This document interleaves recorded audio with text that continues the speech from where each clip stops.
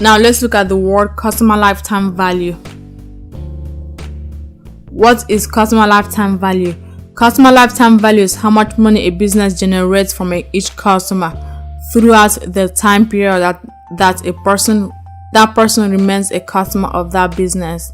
For example, let's say a customer spends $197 a month with you, and the average customer stays with your business for 5 years. Then your customer lifetime value is 197 times 60, which is equal to $11,820 per 5 years, or 11,820 divided by 5, which is $2,364 per year. Let's do the math again to see how to calculate customer lifetime value. So the customer lifetime value is calculated by the average amount of money customer spends per month or year times how long your customer stays with you. Now let's look at the word customer relationship management, CRM.